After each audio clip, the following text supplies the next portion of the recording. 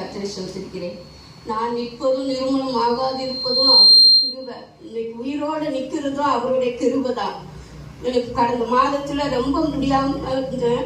ஆனாலும் கர்த்தர் எனக்கு ஜீவன் கொடுத்து எனக்கு ஒரு பயம்தான். ஜனவரி மாசம் எங்க வீட்டுக்காரர் இறந்தாரு. ஜனவரி மாசம் நமக்கு இப்படி இருக்குதுன்னு ஒரு பயம்தான். ஆனாலும் கர்த்தர் என்னோடு இருக்கும்படியே இந்த மாதத்துல இந்த வருடத்துல கொடுத்த வாக்கு தத்துவம், உன்னை காக்கும்படி நான் உன்னோடு இருக்கிறேன்னு சொல்லிருங்களப்பா, நீங்க தான்ப்பா எனக்கு பலனும் கிருபை தர வேண்டும் சொல்லி அந்த ஆம்புலன்ஸ்ல வரும்போது எனக்கு ஒரு சின்ன பயம் உண்டானது.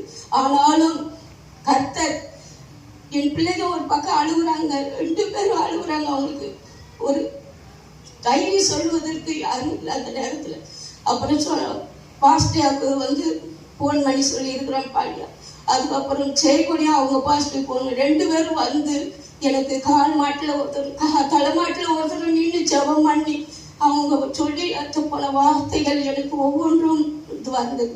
அப்பொழுது தேவ தூதர்கள் அந்த நானும் ஐசியூல இருக்கிற வரைக்கும் தேவ தூதர்கள் என்னை காத்து நல்ல சுகத்தோடு அந்த நேரத்துல ஊழியக்காரர் ஜெபிக்கணும்னு அவங்களுக்கு ஜெபிச்சு கொள்ளுங்கன்னு சொன்னாங்க.